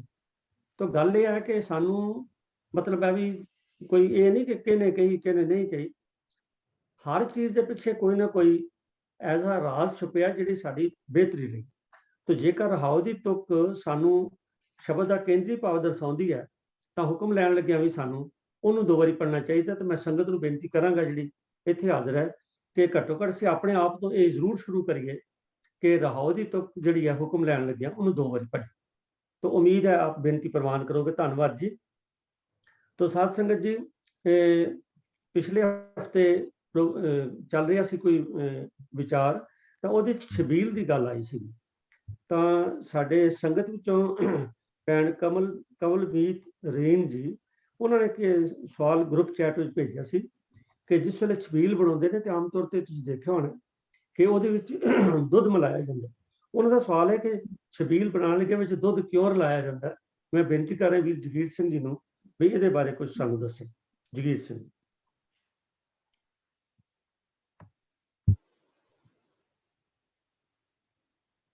ਹਾਂ ਜਗੀਰ ਸਿੰਘ ਜੀ, ਅਨਮਿਊਟ ਕਰ ਲਓ।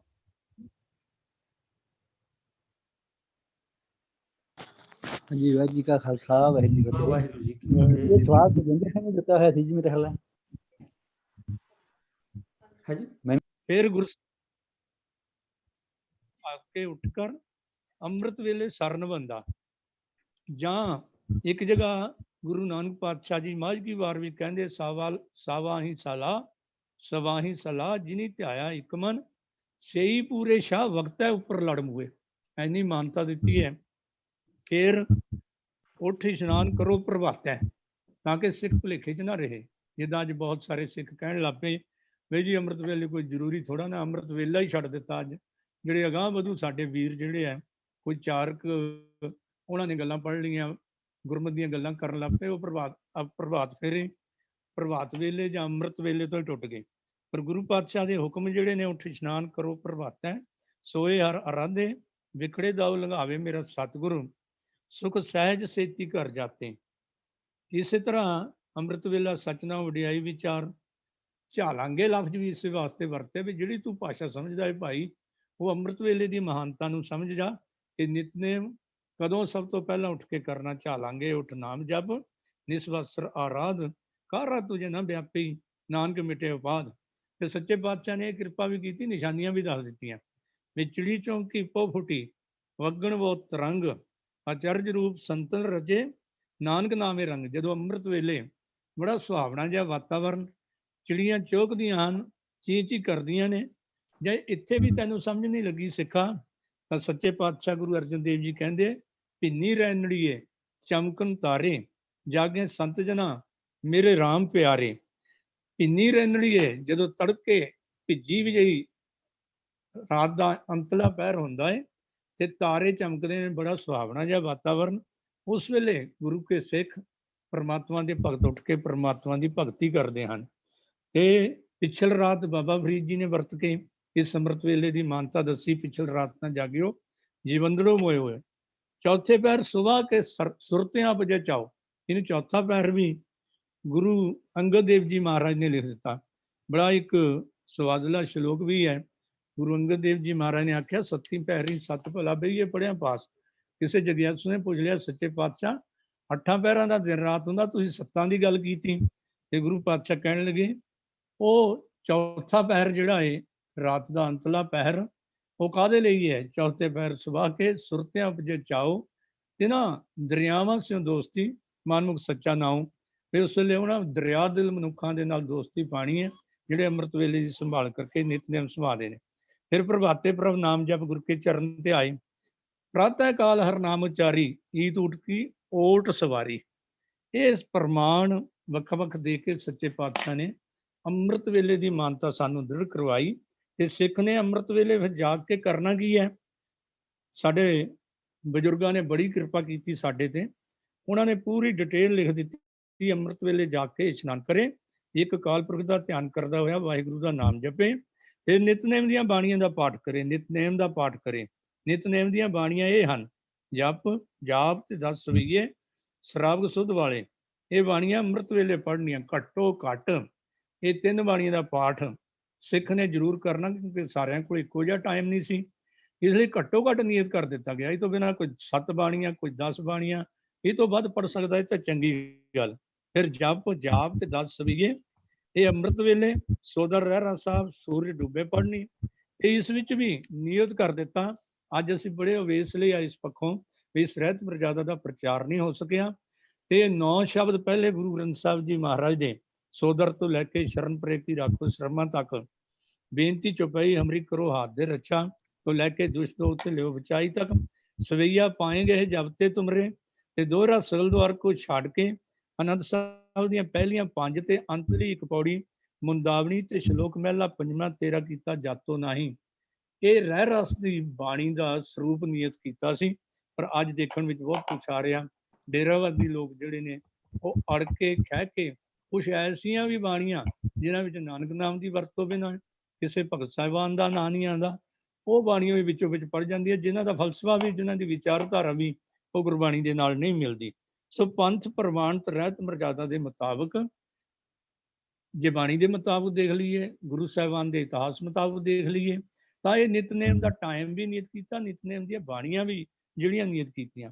ਸੌਣ ਵੇਲੇ ਸੋਹਿਲਾ ਸਾਹਿਬ ਦੀ ਬਾਣੀ, ਇਹਦੇ ਕਾਰਨ ਵੱਖਰੇ ਨੇ, ਉਹਦੇ ਵਾਸਤੇ ਟਾਈਮ ਵੱਖਰਾ ਚਾਹੀਦਾ ਹੈ। ਪਰ ਇਹ ਮਰਜ਼ਾਦਾ ਗੁਰੂ ਨਾਨਕ ਪਾਤਸ਼ਾਹ ਨੇ ਹੀ ਕਰਤਾਰਪੁਰ ਤੋਂ ਚਾਲੂ ਕਰ ਦਿੱਤੀ ਸੀ। ਜਦੋਂ ਭਾਈ ਗੁਰਦਾਸ ਜੀ ਲੈਦੇ ਫਿਰ ਬਾਬਾ ਆਇਆ ਕਰਤਾਰਪੁਰ, ਭੇਖ ਉਦਾਸੀ ਸਗਲ ਉਤਾਰਾ, ਸੋਦਰ ਆਰਤੀ ਗਾਵੀਏ, ਅੰਮ੍ਰਿਤ ਵੇਲੇ ਜਾਪ ਉਚਾਰਾ। ਇੱਥੋਂ ਇਹ ਪਤਾ ਲੱਗਦਾ ਹੈ ਕਿ ਇਹ ਬਾਣੀ ਪਹਿਲੇ ਪਾਤਸ਼ਾਹ ਤੋਂ ਨਿਤਨੇਮ ਦਾ ਟਾਈਮ ਨਿਯਤ ਕਰ ਦਿੱਤਾ ਗਿਆ ਸੀ ਤੇ ਹਰ ਸਿੱਖ ਨੇ ਨਿਤਨੇਮ ਵੱਖਰਾ ਕਰਨਾ ਹੈ। ਇਹ ਨਹੀਂ ਵੀ ਸਹਿਜ ਪਾਠ ਕਰ ਲਿਆ ਜਾਂ ਕਿਸੇ ਅਖੰਡ ਪਾਠੀ ਨੇ ਆਪਣੇ ਅਖੰਡ ਪਾਠ ਦੀ ਡਿਊਟੀ ਲਾ ਲਈ ਅੰਮ੍ਰਿਤ ਵੇਲੇ, ਫਿਰ ਉਹ ਨਿਤਨੇਮ ਛੱਡ ਜਾਵੇ। ਅਕਾਲ ਪੁਰਖ ਦੀ ਫੌਜ ਹੋਣ ਦੇ ਨਾਤੇ ਜੇ ਦੁਨਿਆਵੀ ਫੌਜਾਂ ਦਾ ਡਿਸਪਲਿਨ ਇੰਨਾ ਹੋ ਸਕਦਾ ਹੈ, ਤਾਂ ਅਕਾਲ ਪੁਰਖ ਵਾਹਿਗੁਰੂ ਜੀ ਦੀ ਫੌਜ ਦਾ ਕਿੰਨਾ ਡਿਸਪਲਿਨ ਹੋਣਾ ਚਾਹੀਦਾ ਖਾਲਸੇ ਦਾ। ਇਹ ਪੰਥ ਪ੍ਰਵਾਨਤ ਰਹਿਤ ਮਰਜ਼ਾਦਾ ਸਾਡੇ ਕੋਲ ਇੱਕ ਵਿਧਾਨ ਹੈ। ਜਿੱਥੋਂ ਤੱਕ ਆਪਣੇ ਸਹਿਜ ਪਾਠ ਦਾ ਸੰਬੰਧ ਹੈ, ਉਹਦੇ ਵਿੱਚ ਵੀ 16 ਪੰਨੇ ਤੇ ਲਿਖਿਆ ਹੈ, ਹਰ ਇੱਕ ਸਿੱਖ ਨੂੰ ਵਸ ਲੱਗੇ ਆਪਣੇ ਘਰ ਵਿੱਚ ਸ੍ਰੀ ਗੁਰੂ ਗ੍ਰੰਥ ਸਾਹਿਬ ਦਾ ਪ੍ਰਕਾਸ਼ ਕਰਨ ਦਾ ਵੱਖਰਾ ਤੇ ਨਵੇਕਲਾ ਸਥਾਨ ਨਿਯਤ ਕਰਨਾ ਚਾਹੀਏ। ਹਰ ਇੱਕ ਸਿੱਖ ਸਿੱਖਣੀ ਬੱਚੇ ਬੱਚੀ ਨੂੰ ਗੁਰਮੁਖੀ ਪੜ੍ਹ ਕੇ ਸ੍ਰੀ ਗੁਰੂ ਗ੍ਰੰਥ ਸਾਹਿਬ ਜੀ ਦਾ ਪਾਠ ਸਿੱਖਣਾ ਚਾਹੀਏ। ਹਰ ਇੱਕ ਸਿੱਖ ਅੰਮ੍ਰਿਤ ਵੇਲੇ ਪ੍ਰਸ਼ਾਦ ਛਕਣ ਤੋਂ ਪਹਿਲਾਂ ਸ੍ਰੀ ਗੁਰੂ ਗ੍ਰੰਥ ਸਾਹਿਬ ਜੀ ਦਾ ਹੁਕਮ ਲਵੇ। ਜੇ ਇਸ ਵਿੱਚ ਉਕਾਈ ਹੋ ਜਾਵੇ ਤਾਂ ਦਿਨ ਵਿੱਚ ਕਿਸੇ ਵੇਲੇ ਵੀ ਕਿਸੇ ਨਾ ਕਿਸੇ ਵੇਲੇ ਜ਼ਰੂਰ ਸ੍ਰੀ ਗੁਰੂ ਗ੍ਰੰਥ ਸਾਹਿਬ ਜੀ ਦਾ ਪਾਠ ਕਰੇ। ਇਹਦਾ ਮਤਲਬ ਇੱਥੇ ਥੋੜੀ ਖੁੱਲ ਮਿਲ ਗਈ ਕਿ ਪਾਠ ਕਿਸੇ ਵੇਲੇ ਵੀ ਸਹਿਜ ਪਾਠ ਕੀਤਾ ਜਾ ਸਕਦਾ। ਰਾਤ ਨੂੰ 10 ਵਜੇ ਸੌਣ ਵੇਲੇ ਕਰ ਲਓ ਜਦੋਂ ਟਾਈਮ ਹੁੰਦਾ, ਸ਼ਾਮ ਨੂੰ ਕਰ ਲਓ, ਦੁਪਹਿਰ ਨੂੰ ਕਰ ਲਓ, ਪਰ ਨਿਤਨੇਮ ਦਾ ਜਿਹੜਾ ਟਾਈਮ ਹੈ ਉਹ ਕਿਸੇ ਵੀ ਮੁਆਫ ਨਹੀਂ। ਤੇ ਚੰਗਾ ਤਾਂ ਇਹ ਹੈ ਕਿ ਹਰ ਸਿੱਖ ਆਪਣਾ ਸਧਾਰਨ ਪਾਠ ਜਾਰੀ ਰੱਖੇ ਤੇ ਮਹੀਨੇ 2 ਮਹੀਨੇ ਜਾਂ 3 ਮਹੀਨੇ ਬਾਅਦ ਉਸ ਦਾ ਭੋਗ ਪਾਵੇ। ਮੈਂ ਇਹ ਵੀ ਬੇਨਤੀ ਕਰਦੇ ਹਾਂ, ਭਾਈ ਪਿੰਦਰਪਾਲ ਸਿੰਘ ਜੀ ਨੇ ਬੜੀ ਸਵਾਦਲੀ ਗੱਲ ਦੱਸੀ ਸੀ ਕਿ 4 ਪੰਨੇ ਜੇ ਰੋਜ਼ਾਨਾ ਹਰ ਸਿੱਖ ਕਰੇ ਨਾ ਤਾਂ 365 ਦਿਨ ਵਿੱਚ 1430 ਪੰਨੇ ਪੂਰੇ ਹੋ ਜਾਂਦੇ ਆ। ਆਪਣੇ ਨਿਤਨੇਮ ਦਾ ਹੀ ਇੱਕ ਅੰਗ ਬਣਾ ਲਈਏ। ਮੈਂ ਨਿੱਜੀ ਤੌਰ ਤੇ ਅਪਣਾਇਆ ਹੋਇਆ, ਹੁਣ ਤੱਕ ਮੈਨੂੰ ਲੱਗਦਾ 10 ਸਹਿਜ ਪਾਠ ਮੇਰੇ ਹੋ ਚੁੱਕੇ ਨੇ ਔਰ ਜਾਰੀ ਨੇ। ਇਸ ਲਈ ਹਰ ਸਿੱਖ ਨੂੰ ਬੇਨਤੀ ਹੈ ਕਿ ਨਿਤਨੇਮ ਦਾ ਪਾਠ ਨਿਯਤ ਸਮੇਂ ਤੇ ਹਰ ਹਾਲਤ ਦੇ ਵਿੱਚ ਉਹ ਬਾਣੀਆਂ ਦਾ ਜ਼ਰੂਰ ਕਰਨਾ ਹੈ ਜਿਹੜੀਆਂ ਬਾਣੀਆਂ ਪੰਥ ਪ੍ਰਵਾਨਿਤ ਹਨ ਤੇ ਪੰਥ ਨੇ ਪ੍ਰਵਾਨਿਤ ਕੀਤੀਆਂ। ਉਹਦਾ ਸਮਾਂ ਵੀ ਘੱਟੋ ਘੱਟ ਉਹ ਨਿਯਤ, ਉਹ ਤੋਂ ਬਾਅਦ ਜਿੰਨਾ ਮਰਜ਼ੀ ਕਰ ਸਕਦਾ। ਸਹਿਜ ਪਾਠ ਜਿਹੜਾ ਹੈ ਉਹ ਨਿਤਨੇਮ ਦਾ ਅੰਗ ਨਹੀਂ, ਨਿਤਨੇਮ ਵੱਖਰਾ ਹੈ, ਸਹਿਜ ਪਾਠ ਵੱਖਰਾ ਹੈ ਤੇ ਨਿਤਨੇਮ ਕਰਨਾ ਹਰ ਸਿੱਖ ਦੇ ਜ਼ਰੂਰੀ ਹੈ। ਅੱਗੇ ਇਹਦੇ ਵਿੱਚ ਮਰਜ਼ਾਦਾ ਵੀ ਦੱਸਿਆ ਸਹਿਜ ਪਾਠ ਕਿਵੇਂ ਆਰੰਭ ਕਰਨਾ ਹੈ। ਇਹ ਸਾਰਾ ਕੁਝ ਪੰਥ ਪ੍ਰਵਾਨਿਤ ਰਹਿਤ ਮਰਜ਼ਾਦਾ ਦੇ ਵਿੱਚ ਅੰਕਿਤ ਹੈ। ਸੋ ਅੱਜ ਹੀ ਅਸੀਂ ਉਦਮ ਕਰੀਏ ਜਿੱਥੇ ਨਿਤਨੇਮ ਨੂੰ ਸੰਭਾਲੀਏ, ਅੰਮ੍ਰਿਤ ਵੇਲੇ ਨੂੰ ਉਹਨਾਂ ਦੀਆਂ ਬਾਣੀਆਂ ਸਾਰੀਆਂ ਉਹ ਕਰੀਏ, ਉਹਦੇ ਨਾਲ ਨਾਲ ਸਹਿਜ ਪਾਠ ਵੀ ਰੋਜ਼ਾਨਾ 4 ਪੰਨੇ ਆਰੰਭ ਕਰਕੇ ਪ੍ਰਾਰੰਭ ਕਰ ਦਈਏ। 1 ਸਾਲ ਵਿੱਚ ਸ੍ਰੀ ਗੁਰੂ ਗ੍ਰੰਥ ਸਾਹਿਬ ਦੀ ਸੰਪੂਰਨਤਾ ਹੋ ਸਕਦੀ ਹੈ। ਵਾਹਿਗੁਰੂ ਜੀ ਕਾ ਖਾਲਸਾ, ਵਾਹਿਗੁਰੂ ਜੀ ਕੀ ਫਤਿਹ। ਧੰਨਵਾਦ ਵੀਰ ਜੀ, ਆਪ ਜੀ ਨੇ ਮਰਿਆਦਾ ਔਰ ਬਾਕੀ ਜਿਹੜੀਆਂ ਸਾਡੀਆਂ ਹਦਾਇਤਾਂ ਨੇ ਉਹ ਸਾਰੀਆਂ ਨੂੰ ਬੜਾ ਖੋਲ ਕੇ ਸਮਝਾ ਦਿੱਤਾ ਕਿ ਅੰਮ੍ਰਿਤ ਵੇਲੇ ਜਾਗਣਾ ਵੀ ਜ਼ਰੂਰੀ ਹੈ ਔਰ ਨਿਤਨੇਮ ਕਰਨਾ ਵੀ ਜ਼ਰੂਰੀ ਹੈ। ਕਈ ਵਾਰੀ ਐਸਾ ਸਵਾਲ ਆਉਂਦਾ ਹੈ, ਕਈ ਵੀਰ ਭੈਣਾਂ ਮਿਲਦੇ ਨੇ ਵੀ ਉਹਨਾਂ ਦੀ ਕੁਝ ਡਿਊਟੀਜ਼ ਇਹੋ ਜਿਹੀਆਂ ਨੇ ਜਿਵੇਂ ਨਾਈਟ ਡਿਊਟੀ ਲੱਗਦੀ ਹੈ, ਖਾਸ ਕਰਕੇ ਸਾਡੀ ਇਸ ਵੈਸਟਰਨ ਵਰਲਡ ਵਿੱਚ 24 ਆਵਰ, ਕਿਉਂਕਿ ਰੋਟੇਸ਼ਨ ਡਿਊਟੀ ਬਹੁਤਿਆਂ ਨੂੰ ਹੁੰਦੀ ਹੈ। ਤਾਂ ਉਹਦੇ ਵਿੱਚ ਜਿਸ ਵੇਲੇ ਆਪਾਂ ਆਪਣਾ ਆਰਾਮ ਕਰਦੇ ਹਾਂ, ਉਸ ਤੋਂ ਬਾਅਦ ਉੱਠਦੇ ਹਾਂ, ਉਹਦੇ ਮੁਤਾਬਕ ਐਡਜਸਟ ਕੀਤਾ ਜਾ ਸਕਦਾ ਸਿਰਫ ਉਹਨਾਂ ਲਈ ਜਿਨ੍ਹਾਂ ਦੀ ਡਿਊਟੀ ਹੋਈ ਸੀ। ਜਿਹਨਾਂ ਦੀ ਡਿਊਟੀ ਨਾਰਮਲ ਹੈ ਜਾਂ ਜਿਹੜੇ ਮੇਰੇ ਵਰਗੇ ਮਤਲਬ ਹੈ ਵੀ ਉੱਦਾਂ ਹੀ ਮਜ਼ੇ ਹੀ ਤੋੜਦੇ ਨੇ, ਉਹਨਾਂ ਲਈ ਤੇ ਕੋਈ ਰਿਲੈਕਸੇਸ਼ਨ ਨਹੀਂ। ਇੱਕ ਗੱਲ ਮੈਂ ਹੋਰ ਬੇਨਤੀ ਕਰਦੇ ਹਾਂ ਕਿ ਭੈਣ ਜੀ ਨੂੰ ਕਿ ਜਿਸ ਤਰ੍ਹਾਂ ਸਾਰੀ ਜਮਾਤ ਵਿੱਚ ਇੱਕੋ ਟਾਈਮ ਟੇਬਲ ਲਾਗੂ ਹੁੰਦਾ, ਇਸੇ ਤਰ੍ਹਾਂ ਜਿਹੜੀ ਸਾਡੀ ਇਹ ਜਮਾਤ ਹੈ, ਸਾਡੀ ਸਿੱਖ ਕੌਮ ਹੈ, ਇਹਦੇ 'ਚ ਇੱਕੋ ਟਾਈਮ ਟੇਬਲ ਲਾਗੂ ਹੋਏਗਾ ਕਿ ਨਿਤਨੇਮ ਰੋਜ਼ ਸਭ ਨੇ ਕਰਨਾ ਤੇ ਕਰਨਾ। ਸੋ ਇਹਦੇ 'ਚ ਕੋਈ ਕਿੰਤੂ ਪਰੰਤੂ ਨਹੀਂ ਹੋ ਸਕਦਾ, ਨਾ ਇਹਦਾ ਕੋਈ ਸਬਸਟੀਚਿਊਟ ਹੈ। ਪ੍ਰਿੰਸੀਪਲ ਸਾਹਿਬ ਨੇ ਸਾਨੂੰ ਖੋਲ ਕੇ ਦੱਸਤਾ ਹੈ। ਧੰਨਵਾਦ। ਆਓ ਸਾਧ ਸੰਗਤ ਜੀ, ਇੱਕ ਗਰੁੱਪ ਚੈਟ ਵਿੱਚ ਵੀ TP ਸਿੰਘ ਜੀ ਨੇ ਲਿਖਿਆ, ਸਵਾਲ ਤੇ ਉਹਦਾ ਜਵਾਬ ਤਾਂ ਸਰ ਮਨਮੋਹਨ ਸਿੰਘ ਜੀ ਨੇ ਦੇ ਦਿੱਤਾ ਕਿ ਉਹ ਲਿਖਦੇ ਨੇ ਕਿ ਜੇ ਰਹਾਉ ਦੀ ਤੁਕ ਜਿਹੜੀ ਉਹਦੇ 'ਚ ਕੇਂਦਰੀ ਭਾਵ ਹੈ 2 ਵਾਰੀ ਪੜ੍ਹਨਾ ਤਾਂ ਹੁਕਮ ਸ਼ੁਰੂ ਹੀ ਉੱਥੋਂ ਕੀਤਾ ਜਾਏ। ਮੈਂ ਬੇਨਤੀ ਕਰਦੇ ਹਾਂ ਵੀ ਗੁਰੂ ਸਾਹਿਬ ਨੇ ਜਾਂ ਭਗਤ ਸਾਹਿਬਾਨ ਨੇ ਜਿਹੜੀ ਬਾਣੀ ਲਿਖੀ ਔਰ ਗੁਰੂ ਅਰਜਨ ਸਾਹਿਬ ਜੀ ਨੇ ਉਹਨੂੰ ਸੰਪਾਦਨਾ ਕੀਤੀ ਹੈ, ਉਹਦੇ ਵਿੱਚ ਅੱਗੇ ਪਿੱਛੇ ਕਰਨ ਦਾ ਕਿਸੇ ਨੂੰ ਕੋਈ ਅਧਿਕਾਰ ਨਹੀਂ ਹੈ ਵੀ ਕਿਹੜੀ ਤੁਕ ਅੱਗੇ ਕਰ ਲਈ, ਕਿਸੇ ਕਿਹੜੀ ਪਿੱਛੇ ਕਰ ਲਈ। ਹਾਂ 2 ਵਾਰੀ ਪੜ੍ਹਨੀ ਜਾਂ 3 ਵਾਰੀ ਪੜ੍ਹਨੀ ਇਹ ਤਾਂ ਚਲੋ ਕਰ ਸਕਦੇ ਹਾਂ, ਕੋਈ ਮਾੜੀ ਗੱਲ ਨਹੀਂ ਹੈ ਜੇ ਆਪਾਂ 2 ਵਾਰੀ ਕਰ ਲਈਏ। ਜੇ ਸਾਰਾ ਸ਼ਬਦ ਹੀ 2 ਵਾਰੀ ਪੜ੍ਹ ਲਓ ਤਾਂ ਵੀ ਕੀ ਹਰਜ ਹੈ। ਕੋਈ ਤੁਕ ਜਿੱਥੇ ਆਪਾਂ ਨੂੰ ਕੋਈ ਬਹੁਤਾ ਕਨਫਿਊਜ਼ਨ ਹੋਵੇ, ਕਲੀਅਰ ਨਾ ਹੋਵੇ, ਉਹਨੂੰ 2 ਵਾਰੀ ਪੜ੍ਹਨ 'ਚ ਕੋਈ ਹਰਜ ਨਹੀਂ ਹੈ। ਪਰ ਇੱਕ ਮਰਿਆਦਾ ਦੇ ਤੌਰ ਤੇ ਜਾਂ ਇੱਕ ਪਿੱਛੋਂ ਦੇ ਫਿਲਾਸਫੀ ਇਹ ਹੈ ਕਿਉਂਕਿ ਰਹਾਉ ਦੇ ਵਿੱਚ ਸ਼ਬਦ ਦਾ ਕੇਂਦਰੀ ਭਾਵ ਹੁੰਦਾ, ਇਸ ਕਰਕੇ ਉਹਨੂੰ 2 ਵਾਰੀ ਪੜ੍ਹਨਾ। ਇਸੇ ਤਰ੍ਹਾਂ ਜਿਹੜੀਆਂ ਵਾਰਾਂ ਨੇ ਉਹ ਸਾਰੀਆਂ ਪੌੜੀਆਂ 'ਚ ਨੇ, ਤੇ ਜਿਸ ਵੇਲੇ ਵਾਰ ਦਾ ਪਾਠ ਹੁੰਦਾ ਹੈ ਜਾਂ ਉਹ 'ਚ ਹੁਕਮ ਆ ਜਾਏ, ਜਾਂ ਜਿਸ ਵੇਲੇ ਆਪਾਂ ਸਵੇਰੇ ਵੀ ਦੇਖਦੇ ਹਾਂ ਕਿ ਆਸਾ ਕੀ ਵਾਰ ਦਾ ਕੀਰਤਨ ਹੁੰਦਾ, ਤੇ ਹਰੇਕ ਪੌੜੀ ਦੀ ਜਿਹੜੀ ਅਖੀਰਲੀ ਤੁਕ ਹੈ ਉਹ 2 ਵਾਰੀ ਪੜ੍ਹੀ ਜਾਂਦੀ ਹੈ। ਉਹਦਾ ਕਾਰਨ ਇਹੀ ਹੈ ਕਿ ਉਹਦੇ ਵਿੱਚ ਸਾਰੀ ਪੌੜੀ ਦਾ ਕੇਂਦਰੀ ਭਾਵ ਹੁੰਦਾ। ਸੋ ਇਸ ਕਰਕੇ ਜਿੱਥੇ ਸ਼ਬਦਾਂ ਦੇ ਵਿੱਚ ਰਹਾਉ ਹੈ ਉੱਥੇ ਪੌੜੀ ਦੇ ਵਿੱਚ ਅਖੀਰਲੀ ਤੁਕ ਜਿਹੜੀ ਹੈ 2 ਵਾਰੀ ਪੜ੍ਹਨੀ ਹੈ। ਹਾਂ ਬਾਕੀ ਪਾਠ ਕਰਦਿਆਂ ਦੇਖਦੇ ਹਾਂ ਕਿ ਕਈ ਐਸੇ ਸ਼ਬਦ ਨੇ ਜਿਹਨਾਂ 'ਚ ਰਹਾਉ ਹੈ ਹੀ ਨਹੀਂ ਹੈ, ਉਹਦੇ 'ਚ ਰਹਾਉ ਨਹੀਂ ਹੈ। ਬੜੇ ਸ਼ਬਦ ਇਹੋ ਜਿਹੇ ਵੀ ਹੈਗੇ ਨੇ, ਤੇ ਬੜੇ ਸ਼ਬਦ ਇਹੋ ਜਿਹੇ ਨੇ ਜਿੱਥੇ ਰਹਾਉ ਜਿਹੜੇ ਨੇ ਇੱਕ ਦੀ ਥਾਂ ਤੇ 2 ਵੀ ਹੋ ਸਕਦੇ ਨੇ, 4 ਜਾਂ 5 ਵੀ ਹੋ ਸਕਦੇ। ਤੋ ਰਹਾਉ ਜਿਹੜਾ ਹੈਗਾ ਜੇ ਦੂਜਾ ਰਹਾਉ ਵੀ ਹੈ ਤੇ ਉਹਦੇ 'ਚ ਉਹਦਾ ਇੱਕ ਮਤਲਬ ਹੈ, ਕੇਂਦਰੀ ਭਾਵ ਉਹਦਾ ਕਿ ਪਹਿਲੇ ਹਿੱਸੇ 'ਚ ਕੁਐਸਚਨ ਹੈ, ਦੂਜੇ ਜਵਾਬ। तो चलो ये वखरा सवाल है, पर मैं इन्नी बेनती करते हैं कि जिस वेले भी हुक्मनामा लैना है वो साडी कोशिश होनी चाहिए है कि रहाओ की तुक नूं 2 वारी पढ़ के केवल पढ़िए ना, उन्होंने समझ के समझण की लोड़ है कि आया ये सानू सतगुरु सच्चे पातशाह उपदेश की दे रहे हैं जिते आप चलना। तो साध संगत जी अगला सवाल जिहड़ा वो मैं बेनती करांगा वीर MP सिंह जी नूं, क्योंकि वो भी ਇਹਦੇ ਨਾਲ ਸੰਬੰਧਿਤ ਹੈ। ਹੁਣੇ ਆਪਾਂ ਹੁਕਮ ਦੀ ਗੱਲ ਰਹਾਉ ਦੀ ਗੱਲ ਕੀਤੀ ਸੀਗੀ, ਹੁਣ ਹੁਕਮ ਦੀ ਗੱਲ ਚੱਲ ਪਈ ਹੈ। ਤੇ ਇੱਕ ਭੈਣ ਜੀ ਨੇ ਅਰਜਨਵੀਰ ਭੱਠਲ ਕਰਕੇ ਉਹਨਾਂ ਦੀ ID ਹੈ, ਰੋਜ਼ਾਨਾ ਸੰਗਤ 'ਚ ਉਹ ਹਾਜ਼ਰੀ ਭਰਦੇ ਨੇ। ਉਹਨਾਂ ਦਾ ਹੈ ਕਿ ਜੇ ਹੁਕਮ ਲੈਣ ਸਮੇਂ ਆਨੰਦ ਸਾਹਿਬ ਦੀ ਬਾਣੀ ਹੋਵੇ ਤਾਂ ਫਿਰ ਆਪਾਂ ਕਿੱਥੇ ਤੱਕ ਜਿਹੜੀ ਹੈ ਉਹ ਬਾਣੀ ਪੜ੍ਹ ਕੇ ਉਹਨੂੰ ਹੁਕਮ ਸਮਝਣਾ। ਤੇ ਮੈਂ ਬੇਨਤੀ ਕਰਨ ਲੱਗਾ ਵੀਰ MP ਸਿੰਘ ਜੀ ਨੂੰ ਵੀ ਉਹ ਕਿਰਪਾ ਕਰੇ ਤੇ ਚਾਨਣਾ ਪਾਓ। ਵਾਹਿਗੁਰੂ ਜੀ ਕਾ ਖਾਲਸਾ ਵਾਹਿਗੁਰੂ ਜੀ ਕੀ ਫਤਿਹ। तो जो सवाल है हुक्म लैन संबंधी है, तो आप जी सामने स्क्रीन ते रहत मर्यादा के अंदर जो हुक्म लैन का विधान है, जो नियम है वो सामने नज़र आ रहा है। तो ਉਹਦੇ ਵਿੱਚ जो लैन का पाठ करन का जो तरीका है वो हाहे सब क्लॉज के अंदर डिटेल च लिखा है।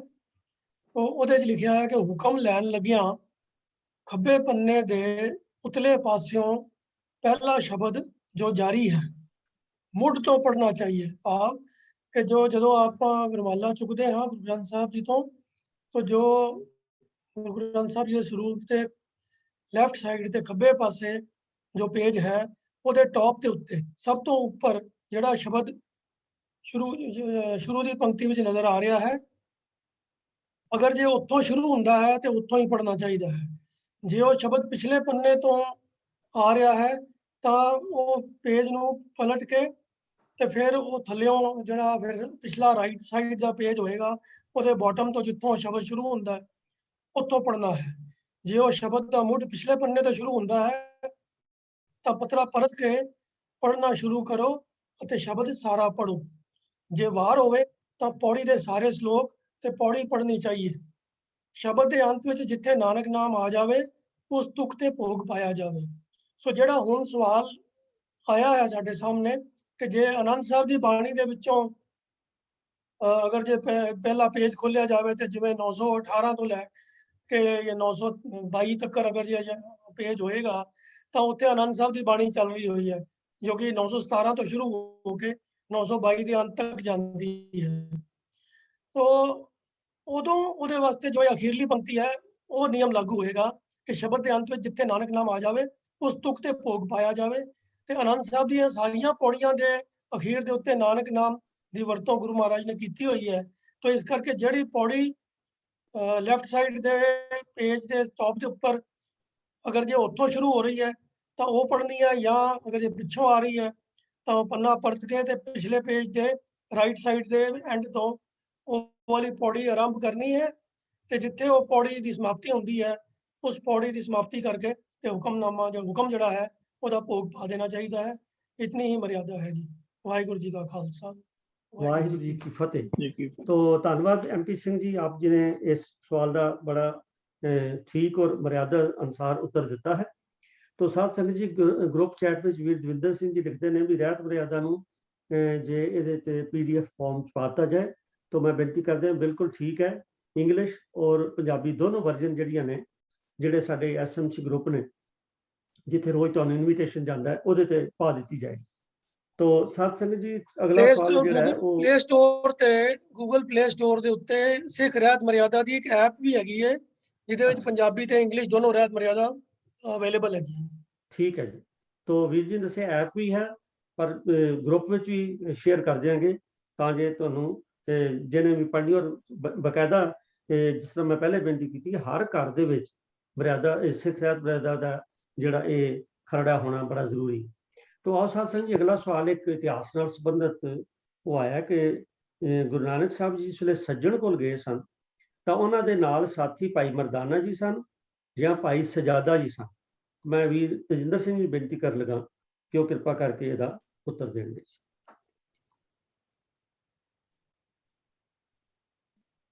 ਵਾਹਿਗੁਰੂ ਜੀ ਕਾ ਖਾਲਸਾ ਵਾਹਿਗੁਰੂ ਜੀ ਕੀ ਫਤਿਹ।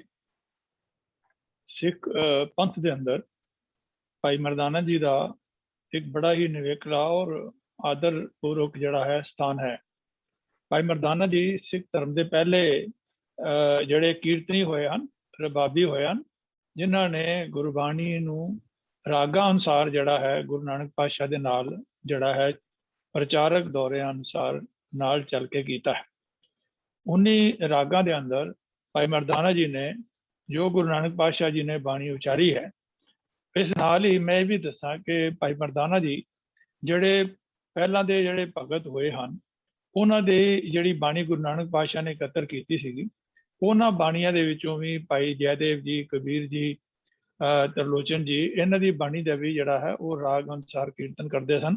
ਜਿਵੇਂ ਕਿ ਗੁਰੂ ਨਾਨਕ ਪਾਤਸ਼ਾਹ ਜੀ ਨੇ ਪਹਿਲੀ ਮੁਲਾਕਾਤ ਜੋ 1480 ਦੇ ਅੰਦਰ ਭਾਈ ਮਰਦਾਨਾ ਜੀ ਦੇ ਨਾਲ ਹੋਈ, ਉਹਦੇ 'ਚ ਹੀ ਉਹਨਾਂ ਨੂੰ ਕਿਹਾ ਸੀਗਾ, ਭਾਈ ਤੂੰ ਬੜਾ ਵਧੀਆ ਕੀਰਤਨ ਕਰਦਾ, ਰਬਾਬ ਬਹੁਤ ਹੀ ਵਧੀਆ ਵਜਾਉਂਦਾ ਹੈ, ਤੇ ਜੇ ਤੂੰ ਰਾਗ ਪਾਏ ਕਰਕੇ ਗੁਰਬਾਣੀ ਦੇ ਸ਼ਬਦ ਨੂੰ ਨਾਲ ਪੜ੍ਹੇਗਾ ਤਾਂ ਇਹਦੇ ਨਾਲ ਜਿਹੜਾ ਹੈ ਸਾਡਾ ਜਿਹੜਾ ਅੱਗਾ ਜਿਹੜਾ ਹੈ ਸਵਰੇਗਾ ਔਰ ਰਾਗ ਦਾ ਅਸਰ ਜਿਹੜਾ ਹੈ ਗੁਰਬਾਣੀ ਦੇ ਸ਼ਬਦਾਂ ਨਾਲ ਮਿਲ ਕੇ ਬਹੁਤ ਜ਼ਿਆਦਾ ਹੋਏਗਾ।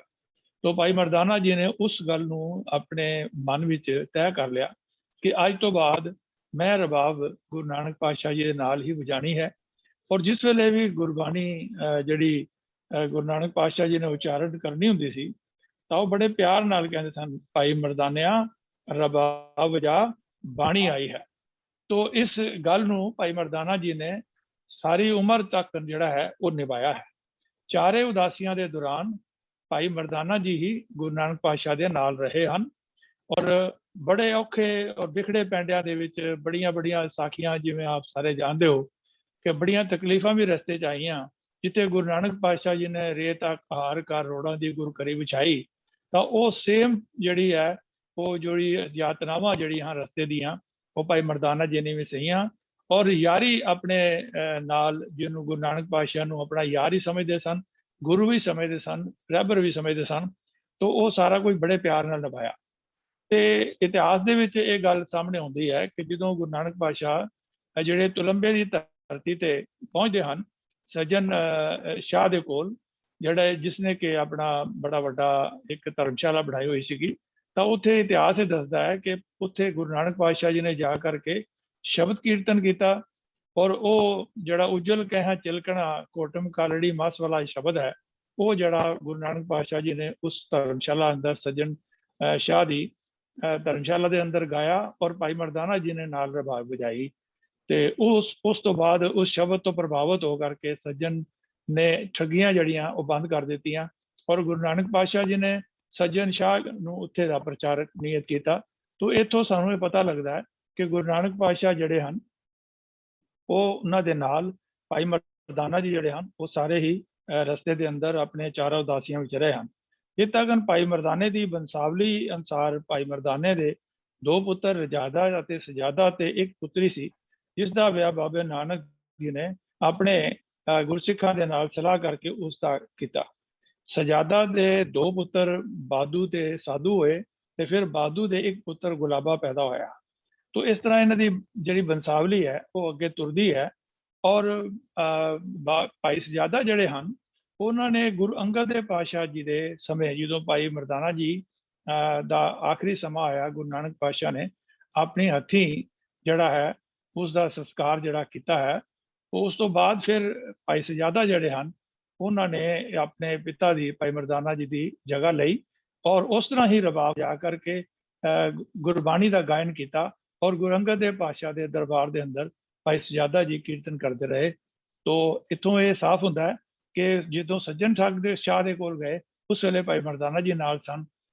ਵਾਹਿਗੁਰੂ ਜੀ ਕਾ ਖਾਲਸਾ, ਵਾਹਿਗੁਰੂ ਜੀ ਕੀ ਫਤਿਹ। ਤੋ ਵੀਰ ਜੀ ਨੇ ਇਤਿਹਾਸਕ ਪੱਖ ਸਾਡੇ ਸਾਹਮਣੇ ਰੱਖਿਆ। ਤੋ ਸਾਧ ਸੰਗਤ, ਜਿੱਥੇ ਸਾਨੂੰ ਗੁਰਬਾਣੀ ਨਾਲ ਜੁੜਨਾ, ਗੁਰਬਾਣੀ ਦੀ ਸਮਝ ਉਹ ਤੇ ਚੱਲਣਾ ਜ਼ਰੂਰੀ ਹੈ, ਉੱਥੇ ਇਤਿਹਾਸ ਵੀ ਬੜਾ ਜ਼ਰੂਰੀ ਹੈ।